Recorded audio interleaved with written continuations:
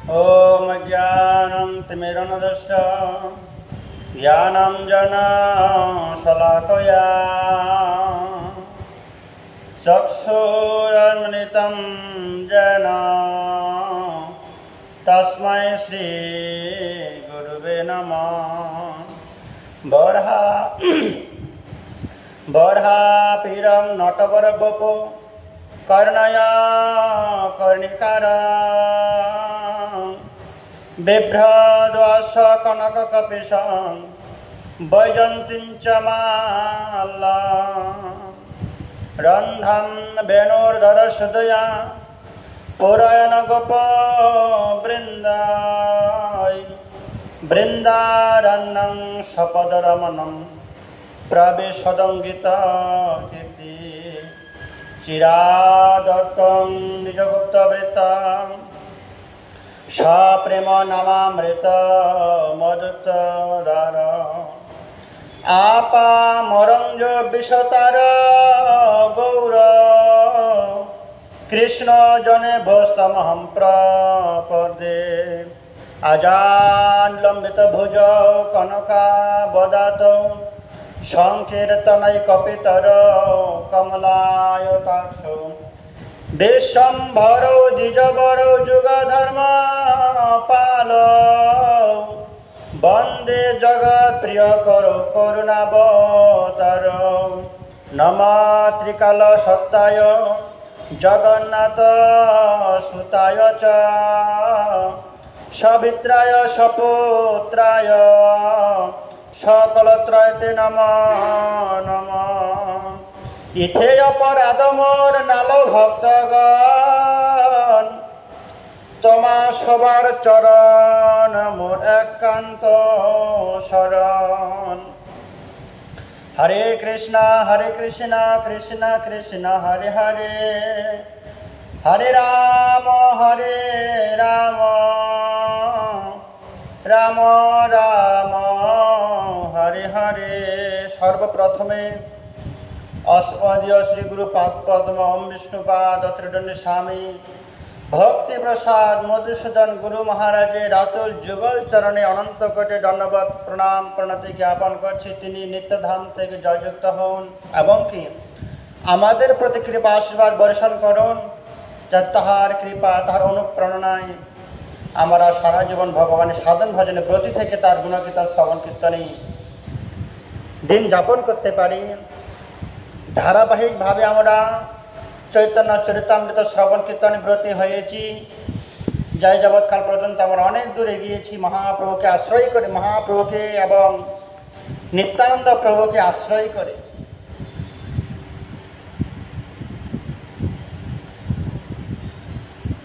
কিভাবে গতকালকে আমরা আলোচনা করেছিলাম, আস্বাদন করেছি রথযাত্রা অনুষ্ঠান এবং গৌর দর্শন করার জন্য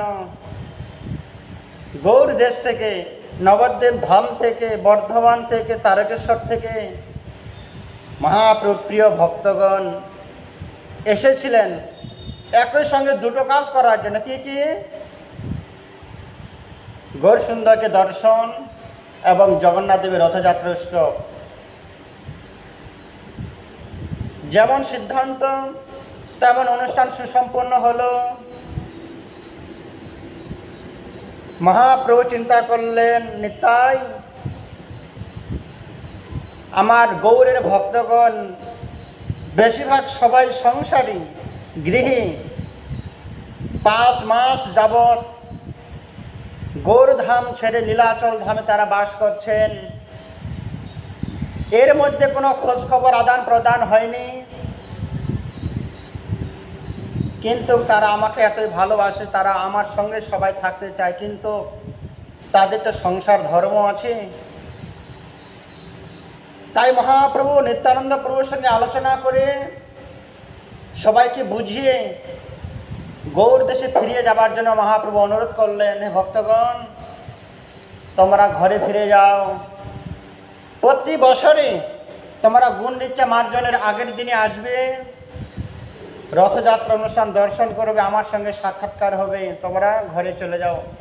কোনো ভক্ত যেতে না চাইলেও আলাদা আলাদা করে সব ভক্তদের আলিঙ্গন করলেন প্রণাম নিবেদন করলেন, কথাবার্তা বললেন, আশীর্বাদ করে সবাইকে বুঝিয়ে তারা গৌরদেশে পাঠিয়ে দিচ্ছেন। এমন সময় মহাপ্রভু শ্রীবাস পণ্ডিতকে বললেন, শ্রীবাস, তুমি নীলাচল থেকে সোজা আমার বাড়িতে যাবে, জন্মভূমিতে যোগীপীঠ শ্রীমন্দিরে আমার মাকে গিয়ে প্রণাম করে জানাবে, আমার হয়ে প্রণাম করবে, মা তোমার ছেলে নিমাই ভালো আছে, তুমি আশীর্বাদ করো সে যেন সাধন ভজনে দৃঢ় থাকতে পারে, এবং কি আমি আমার মায়ের জন্য একটা বস্ত্র, গামছা, কিছু জগন্নাথের মহাপ্রসাদ তোমার হাতে অর্পণ করছি, তুমি এগুলো আমার মাকে অর্পণ করবে, আমার হয়ে তুমি মায়ের কাছে প্রার্থনা জানাবে। এবং কি আমি যে প্রতিনিয়ত মায়ের চরণে যাই, মাকে দর্শন করি, এবং কি মায়ের হাতে রন্ধন প্রসাদ সেবা করি, যখন যখন ভালো কিছু রান্না করে, আমার প্রিয় খাদ্য রান্না করে, আমার মা সেই খাবারগুলো হাতে নিয়ে চোখের জল বুক ভাসিয়ে আমাকে আহ্বান করেন। মায়ের আহ্বানে আমি নীলাচল ধামে থাকতে না পেরে আমি মায়ের কলেই গিয়ে সেই নৈবেদ্য প্রসাদ আমি গ্রহণ করি, কিন্তু মা সেগুলো অনুভব করতে পারেন না। এগুলো তুমি গিয়ে বলবে, আমার মা শান্তি পাবে। প্রসাদ লইয়া কলে করেন ক্রন্দন, নিমাইয়ের প্রিয় মোরে সব ব্যঞ্জন। আমার মা আমার প্রিয় থোর, কলা, মোচা, ঘণ্ট এবং কি লাউ দিয়ে দুধ দিয়ে পায়েস রান্না করে আমার মা ক্রন্দন করতেন। এই খাদ্যগুলো, এই উপকরণগুলো নিমাই যদি থাকতো গ্রহণ করতেন। নিমাই নাহি কয়থা কে করে ভোজন, মোর ধ্যানে অশ্রু জলে ভরিল নয়ন। আমার মা আমার ধ্যান করতে করতে অশ্রু জলে বুক ভাসিয়ে কান্না করতেন। শীঘ্র যাই মই সব করিমু ভক্ষণ, শূন্য পাত্র দেখি অশ্রু করি আমার জন। আমার যখন ধ্যান করে আমি নীলাচল ধাম থেকে শীঘ্রই যোগীপীঠ শ্রীমন্দিরে গিয়ে আমি সেবা করি, কিন্তু মা পরেক্ষণে যখন দেখে আমি শূন্য পাতা ভগবানকে নিবেদন করেছি, নিমাই যে গ্রহণ করেছে মা সেটা অনুভব করতে পারছেন না। কি অন্ন ব্যঞ্জন খাইল শূন্য কেনে পাত, বাল্য গোপাল কিবা খাইল সব ভাত। মা সচিমাতা যে মদন গোপালের সেবা করতেন, এই মদন গোপালকে সব খেয়ে নিয়েছে, নাকি আমি ভুলবশত শুধু থালাটা দিয়েছি ভগবানকে? কিবা মোরে কথায় মনে ভরম হইয়া গেল, কিবা কোন জন্তু আসি সকল খাইল, কিবা আমি অন্য পাত্রে ভ্রমে না বাড়িল, এত চিন্তে পাক পাত্রে লইয়া দেখিল। আবার পুনরায় রন্ধনশালায় গেলেন, রন্ধন ঘরে গেলেন। অন্ন ব্যঞ্জন পূর্ণ দেখি সকল ভো ভাজনে, দেখিয়া সংশয় হইল কিছু বিচার করে মনে। ঈশানে বলাই পুনঃ স্নানালে পাইলা, পুনরূপে গোপালকে অন্ন সমর্পিলা। পুনরায় আবার রন্ধন করে আবার সে মদন গোপালকে ভোগ লাগালেন। কেন? মনে হয় আমি শুধু শূন্য থালাটা দিয়েছি। কিন্তু প্রতিনিয়ত যে মায়ের হাতে রন্ধন প্রসাদ নিমাই সেবা গ্রহণ করেন, মা এখনো বুঝতে পাচ্ছেন না।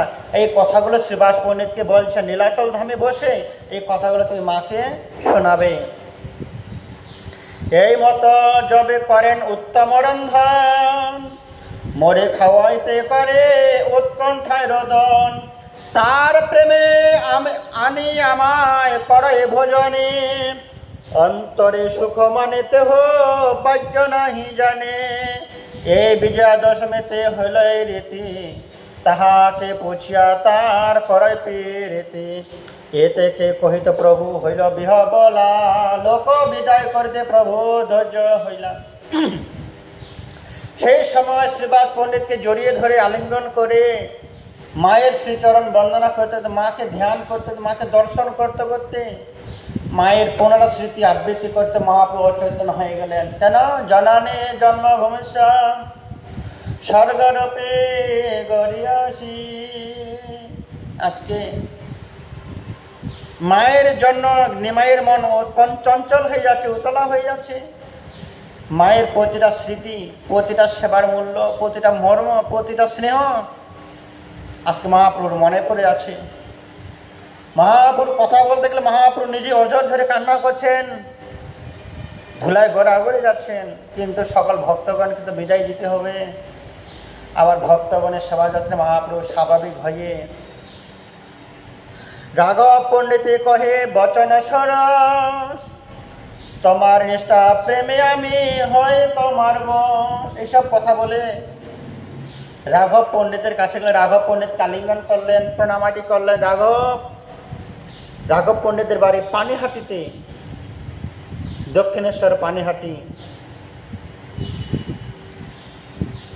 রাঘব পণ্ডিতকে বলছেন, আমি তোমার প্রেমে বশ, তোমার যা ভালোবাসা, তোমার যা প্রেম, আমার প্রতি তোমাদের যত্ন, ইহা কৃষ্ণ সেবার কথা শুনো সর্বজন, পরম পবিত্র সেবা অতি সর্বোত্তম। রাঘব পণ্ডিতের সেবা ভক্তগণ সবাই জানেন কিভাবে তিনি সেবা করতেন। আদ্রবরহ শোনো নারকেলের কথা, 5 গন্ডা করে নারকেল বিকায় তথা, বাটিতে কত শত বৃক্ষ লক্ষ লক্ষ ফল, তথাপি শোনেন যথা মিষ্ট নারিকেল।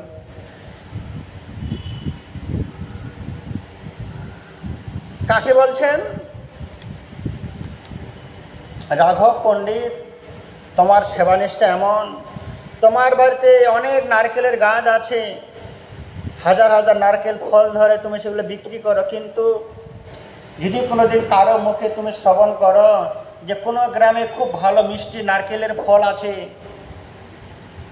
নিজের বাড়িতে হাজারো নারকেলের গাছ থাকা সত্ত্বেও কোথায় গেলে সুন্দর মিষ্টি নারকেল পাওয়া যাবে, মিষ্টি ফল পাওয়া যাবে, সেটা ক্রয় করে এনে ভগবানকে নিবেদন করতেন। কেন? উৎকৃষ্ট ফল, উৎকৃষ্ট সেবা।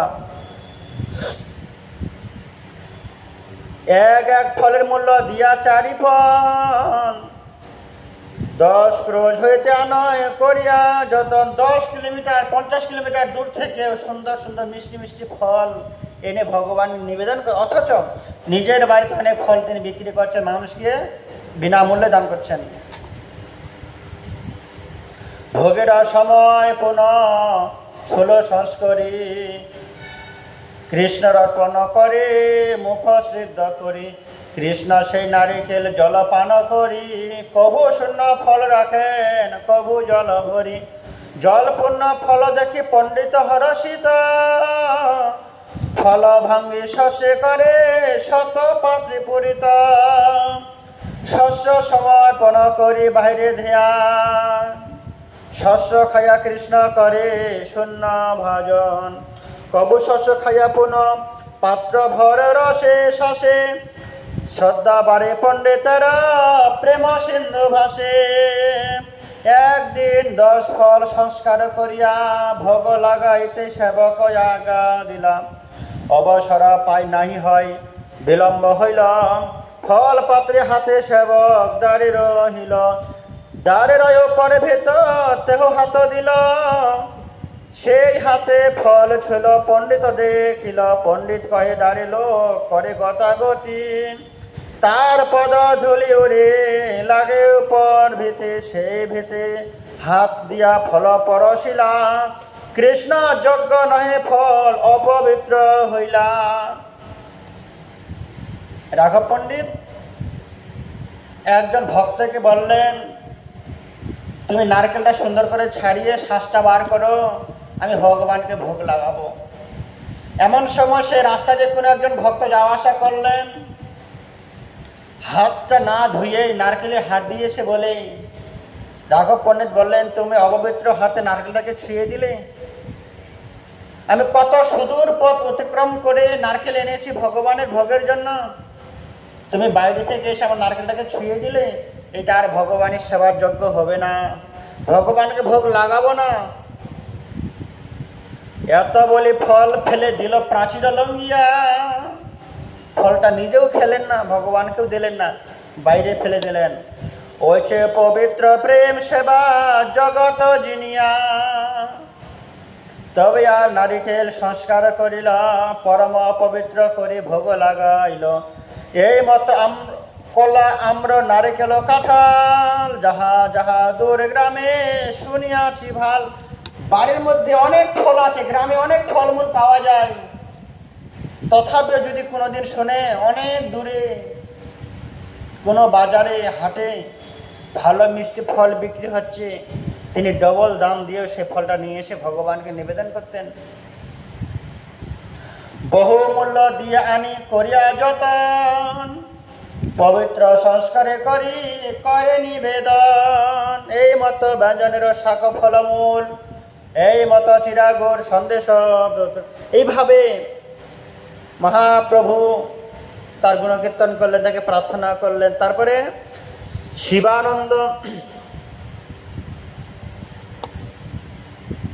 শিবানন্দ শনে কহে করিয়া সম্মান, বাসুদেব দত্ত তুমি করিও সমাধান। ইহার ঘরে আইবে সব তোমার স্থানে, সরকেল হইয়া তুমি করহ সমাধানে। এইভাবে সকল ভক্তদেরকে আলিঙ্গন করছেন, সবাইকে বিদায় জানাচ্ছেন, সম্ভাষণা করছেন। এবং কি প্রতি বছরই আমার সব ভক্তগণ লইয়া, প্রতি বছর মহাপ্রভুর ইচ্ছা, হে গৌর ভক্তগণ তোমরা প্রতি বছর জগন্নাথ দেবের রথযাত্রায় আসবে। মহাপ্রভু গুরুত্ব দিলেন, তেমনই আমাদেরও উচিত গৌরের ভক্তগণকে, মায়াপুরের ভক্তগণকে প্রতি বছর জগন্নাথ দেব রথযাত্রা অংশগ্রহণ করে মহাপ্রভুর কথাটাকে রক্ষা করা, মহাপ্রভুর কৃপা আশীর্বাদ গ্রহণ করা। গুন্ডিচায় আসবে সবাই পালন করিয়া, কোলেন গ্রামেরও কহে সমান সম্মান করিয়া, প্রত্যব্দ আসবে যাত্রায় পট্ট ডোরে লইয়া। গুণরাজ খান কইল শ্রীকৃষ্ণ বিজয়, তাহা এক বাক্য তার আছে প্রেমময়। সত্যরাজ খান মনে মনে একটা ইচ্ছা ছিল, প্রভু সকল ভক্তদেরকে বিদায় দিচ্ছেন, আমার একটা ইচ্ছা আছে মহাপ্রভুকে জিজ্ঞাসা করব। নন্দনন্দন কৃষ্ণ মোর প্রাণনাথ, এই বাকে বেকাইম তার বংশহা। তোমার কা কথা তোমার গ্রামের কুকুর, সেহ মোর প্রিয় অন্য জনের দূর। কি বললেন? কুলিন গ্রামবাসী, বর্ধমান জেলায় যে কুলিন গ্রাম আছে, সেই কুলিন গ্রামের ভক্তগণকে বললেন, হে কুলিন গ্রামবাসীগণ, আমার প্রতি তোমাদের এতই প্রেম, এত ভালোবাসা, আমি তোমাদের কাছে ঋণী। শুধু তোমাদের ভালোবাসায় আমি ঋণী নই, তোমাদের গ্রামের কুকুর, বিড়াল, শৃগাল তারা সবাই আমার ভক্ত। এতখানি দয়া, এতখানি উদারতা মহাপ্রভু কোথাও দেননি। যে কুলিন গ্রামবাসীগণ, বর্ধমানের ভক্তগণ সবাই আমার ভক্ত। তোমার কথা, তোমাদের কি কথা, আমি তো তোমাদের কাছে ঋণী। তোমার গ্রামের কুকুর, সেহ মোর প্রিয় অন্য রহে বড় দূর। তোমাদের কি কথা, মানুষের কি কথা? তোমাদের গ্রামের কুকুর, ছাগল, পশু পাখিরা আমার প্রিয় ভক্ত, তারাও আমার কৃপার ভাজন। তবে রামানন্দ আর সত্যরাজ খান প্রভুর চরণে কিছু কইলে নিবেদন। তথাপিও সত্যরাজ খান রামানন্দ প্রভু প্রার্থনা করলে, প্রভু আপনার দর্শন পর্শন সেবন থেকে বঞ্চিত হয়ে আমরা আবার বিষয়ে সংসারে যাচ্ছি, কি নিয়ে থাকবো, আমরা কিভাবে জীবনযাপন করব। এই যাবার সময় যদি আপনি নিজের শ্রীমুখে উপদেশ করেন, আদেশ করেন, আমরা সেভাবে জীবনযাপন করতে পারি। প্রভু গৃহস্থ বিষয় আমি কি মোর সাধনে, শ্রীমুখে কর্ণ আজ্ঞা নিবেদিন তোমার চরণে। প্রভু আমরা বিষয় অধম গৃহস্থ, গৃহ মেদি, সংসারী ভোগী, আপনার আজ্ঞা আবার 1 বছর পরে তোমার চরণ দর্শন করতে আসব। তো আমরা সবাই বাড়িতে গিয়ে কিভাবে জীবনযাপন করব প্রভু? আপনি যদি আপনার শ্রীমুখে আমাদের আদেশ করেন সেটা আমরা পালন করার চেষ্টা করব। মহাপ্রভু কহেন কৃষ্ণ সেবা বৈষ্ণব সেবা নিরন্তর কৃষ্ণ নাম নাম সংকীর্তন। কি বললেন? তিনটা আদেশ করলেন। কি কি? হে ভক্তগণ, তোমরা সদা সর্বদাই কৃষ্ণের সেবা করবে। তুলসীতে জল দান, তুলসীতে জল অর্পণ, পুষ্প নিবেদন, সন্ধ্যা আরতি, গায়ত্রী, ভগবানের অর্চন, বিগ্রহ সেবা, নাম সংকীর্তন। তোমরা সদা সর্বদাই কৃষ্ণ সেবা করবে আর বৈষ্ণবের সেবন। মাঝে মাঝে একাদশীর দিনে, দ্বাদশীর দিনে, পূর্ণিমা তিথিতে তোমরা 2 জন 4 জন 5 জনকে বৈষ্ণবকে নিমন্ত্রণ করে নাম সংকীর্তন করে বৈষ্ণবগণের সেবা করবে। আর কৃষ্ণের সেবা বৈষ্ণব সেবন, এই দুটো করবে। আর সদা সর্বদা নিরন্তর নাম সংকীর্তন, এই 3টা কাজ তোমরা সদা সর্বদাই করবে। সে সেবার মধ্যে, নাম সংকীর্তনের মধ্যে তোমরা আমাকে দর্শন করতে পারবে। সত্যরাজ বলে বৈষ্ণব চিনব কেমনে? প্রভু আপনি বললেন বৈষ্ণব সেবা করার কথা, কিন্তু বৈষ্ণবকে, আমি বৈষ্ণবকে কি করে চিনব? কে বৈষ্ণব কহ তার সামান্য লক্ষণে। আমরা কি করে বৈষ্ণব চিনতে পারি? প্রভু কহে যার মুখে শুনি একবার কৃষ্ণ নাম সেই পূজ্য শ্রেষ্ঠ সবাকার। কি বললেন? যার মুখ দর্শন করলে কৃষ্ণ নাম উচ্চারণ হয়, যাকে দর্শন করলে আপনার মুখে কৃষ্ণ নাম উদয় হয়, যার মুখে সদা সর্বক্ষণ কৃষ্ণ নাম শুধু উচ্চারণ হয়, তোমরা তাকে বৈষ্ণব জ্ঞানে তার সেবা পূজা করবে। যার মুখে শুধু কৃষ্ণ নাম ছাড়া অন্য কোনো কিছুই আসে না, সেই পরম বৈষ্ণব, তার তোমরা সেবা করবে। কেন? এক কৃষ্ণ নামে করে সর্ব পাপ ক্ষয়, নববিধা ভক্তি পূর্ণ নাম হইতে হয়। শ্রবণ কীর্তন শরণ বন্দন আত্মনিবেদন, নববিধা ভক্তি। নববিধা ভক্তি আলাদা আলাদা যাচন করার কোনো দরকার নেই। উচ্চস্বরে নাম সংকীর্তন করলেই নববিধা ভক্তি একত্রিতভাবে পালন করা হয়ে যায়। নববিধা ভক্তিপূর্ণ নাম হইতে হয়। নববিধা ভক্তি যজন যায়জন করে আমাদের কর্তব্য, কিন্তু উচ্চস্বরে নাম সংকীর্তন করলে নববিধা ভক্তি একইভাবে সম্পূর্ণ করা হয়ে যায়। দীক্ষা পুরুষর্যা বিধি অপেক্ষা না করে, জিহ্বা স্পর্শ চণ্ডালে সবারে তরে। কোনো দীক্ষাকে গ্রহণ করেছে, কে করণ করেনি, কে মেথর মুচি অদীক্ষিত নিচু জাতি, কে চণ্ডাল। নাম সংকীর্তন কোনো বাধা বিচার করেন না। আকাশে সূর্যের উদয় হলে যেমন সূর্যদেব বিচার করেন না কে ক্ষত্রিয় বৈশ্য শূদ্রকে মেথর মুচি কে অস্পৃশ্য, বিচার করেন না। তিনি সবাইকে সমানভাবে আলো দান করেন, রৌদ্র দান করেন, শস্য সবজি চাষ করার সৌভাগ্য লাভ করেন। ঠিক তেমনই গৌরচন্দ্র গোলক বৃন্দাবন থেকে নাম সংকীর্তন এনেছিলেন, গোলকের প্রেম ধন এনেছেন। সেই গোলকের প্রেম ধন যেবার গ্রহণ করবে তার কোনো জাত থাকে না, কোনো পদবি থাকে না। সর্ব উপাধি বিনির্মুক্ত, সব উপাধি নষ্ট হয়ে যায়।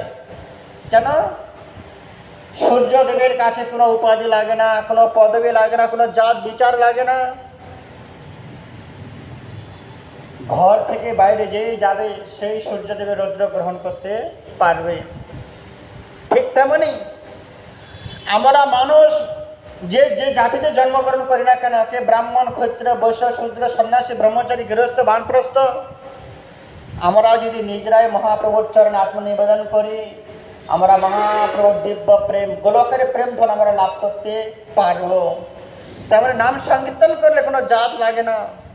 আপনার দীক্ষা হয়েছে কি হয়নি, কোনো দীক্ষা বিধি নিয়ম, ভগবানের সেবা বোঝায় বিধি আছে, কিন্তু যুগল উপাসনা নাম সংকীর্তন রাগ মার্গের সেবা এখানে স্নান করতে হয় না, তিলকান্বিত করতে হয় না, ব্রাহ্মণ বৈশ্য কোনো কিছু জাতি লাগে না।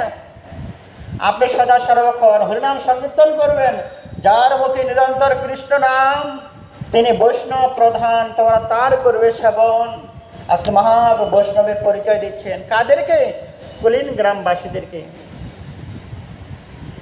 দীক্ষা পুরস্চর্যা বিধি অপেক্ষা না করে, আপনার কবে পবিত্রতা হবে, কবে আপনি দীক্ষা গ্রহণ করবেন, কবে তুলসী মালা ধারণ করবেন, এতদিন অপেক্ষা করতে হবে না। আপনি আজকেই নাম সংকীর্তন করুন। হরে কৃষ্ণ কৃষ্ণ কৃষ্ণ হরে হরে, হরে রাম রাম রাম হরে হরে। আপনি আজকেই কবে গুরু দর্শন করবেন, কবে দীক্ষা গ্রহণ করবেন, কবে তুলসী মালা গ্রহণ করবেন, এতগুলা দিন নষ্ট না করে আপনি আজকে হরি ভজন করুন, হরিনাম করুন। এতে আপনার কল্যাণ হয়ে যাবে।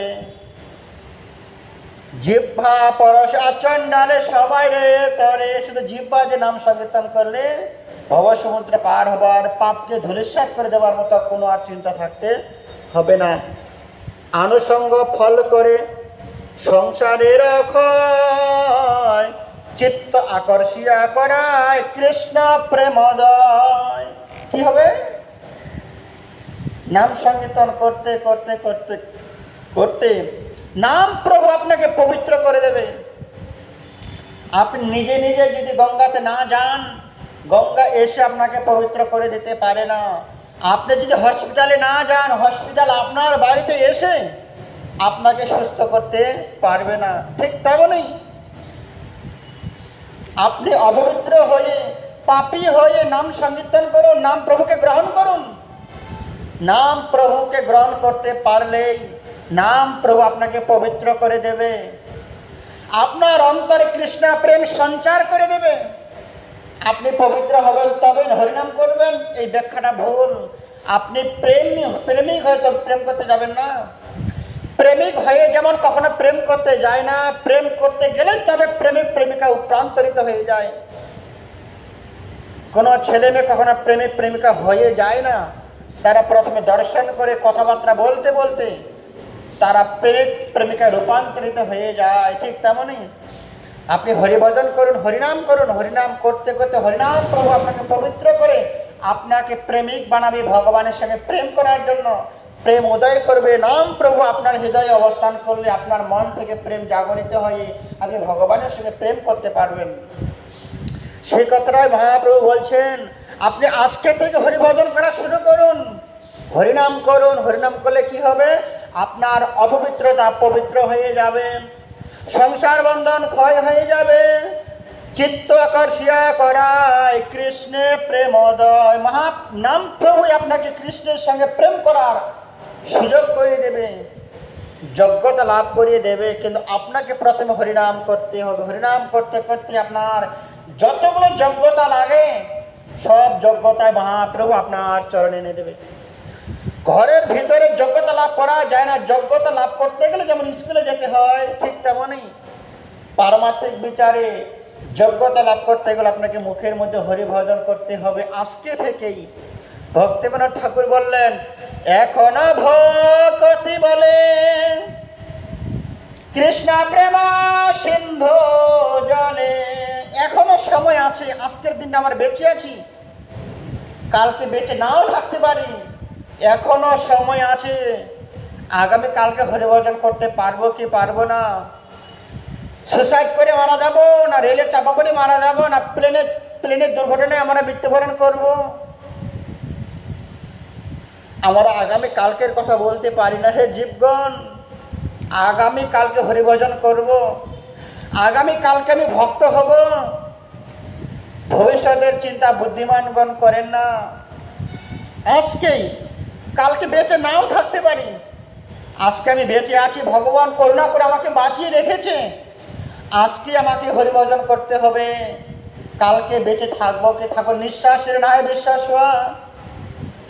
কদরুদ্ধ ভবিষ্যতি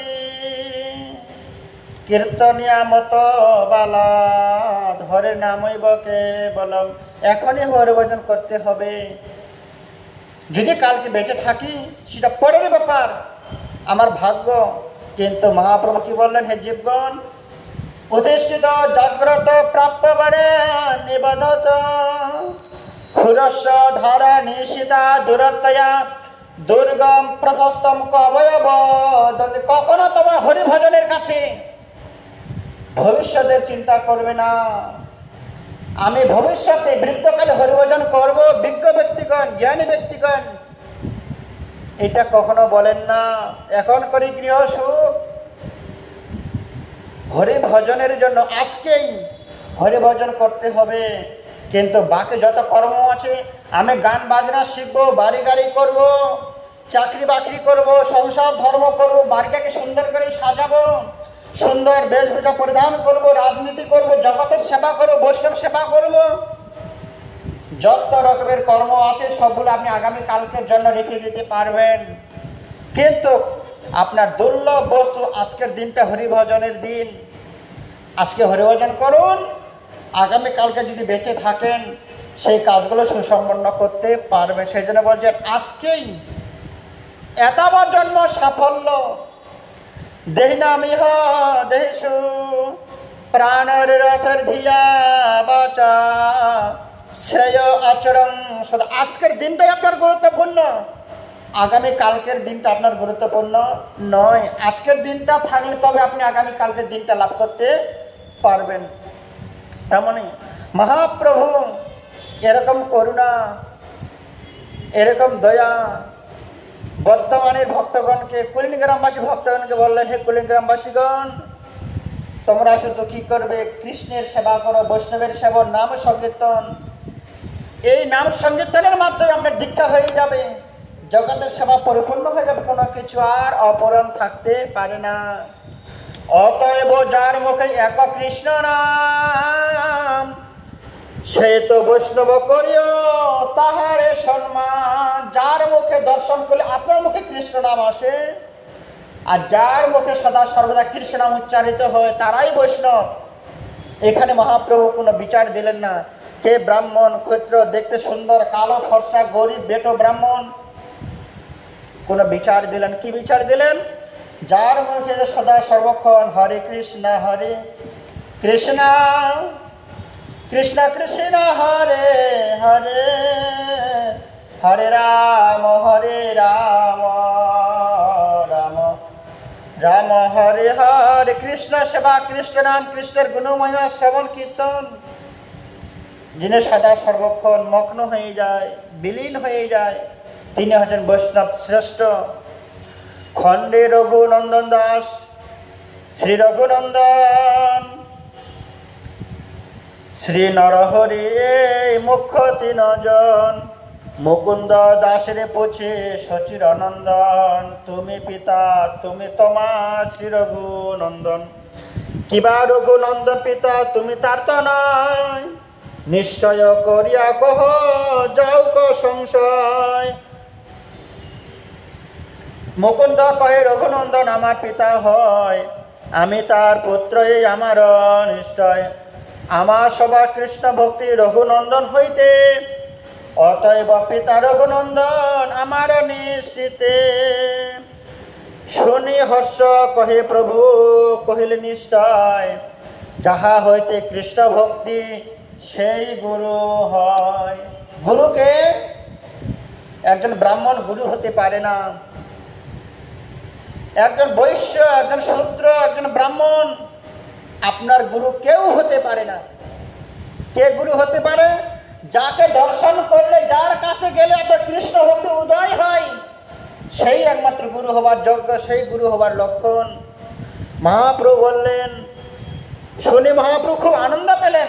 সত্যি যাকে দর্শন করলে, যাকে স্পর্শন করলে, যাকে দর্শন করা মাত্রই আমার কৃষ্ণ ভক্তি উদয় হয়, সেই আমার গুরুদেব। গুরু কোনো বস্তু নয়, গুরুদেব কোনো ব্যক্তি নয়। গুরু কেমন? যার চরণ আশ্রয় গ্রহণ করলে আমার কৃষ্ণ ভক্তি উদয় হয়, কৃষ্ণ সেবার অভিলাষ জাগে, পাপ কর্ম থেকে আমি নিষ্কৃতি লাভ করতে পারি, সেই আমার গুরুদেব। তাই সে আমার প্রণম্য। ভক্তের মহিমা কহিতে প্রভু পাইস, ভক্তের মহিমা কইতে হয় পঞ্চমুখ। এইভাবে মহাপ্রভু সবাইকে উপদেশ আশীর্বাদ দিয়ে নীলাচল থেকে গৌর ভক্তগণকে গৌর দেশে যাত্রা শুরু করাবেন। সবার সঙ্গে দেখা সাক্ষাৎ করছেন, বিভিন্নভাবে মহাপ্রভু সবাইকে আদেশ করছেন, আশীষ বাণী প্রদান করছেন, তোমরা বাড়িতে গিয়ে কিভাবে জীবনযাপন করবে। মহাপ্রভু এইভাবে শুধু তাদেরকে নয়, আমাদেরকেও আদেশ করছেন, উপদেশ দিচ্ছেন, আমরা যেন মাসে মহাপ্রভুর কথা মতো জীবন ধারণ করতে পারি। হরিভজন, হরিনাম সংকীর্তন, কৃষ্ণ সেবা, নাম সংকীর্তন আমরাও করতে পারি। এই আশা বাসনা রেখে মহাপ্রভু শ্রীচরণ প্রণাম নিবেদন করে আজকে চৈতন্য চরিতামৃত শ্রবণ এখানে বিশ্রাম ঘটাচ্ছি। আগামীকালকে আবার আমরা বাকি অংশটাকে শ্রবণ করব। বাঞ্ছা কল্পতরুভ্যশ্চ কৃপা সিন্ধুভ্যেব চ পতিতানাং পাবনেভ্যো বৈষ্ণবেভ্যো নমো নমঃ। হরে কৃষ্ণ। শ্রবণ করবেন, সবাইকে শ্রবণ করার সুযোগ করে দিলাম। ধন্যবাদ।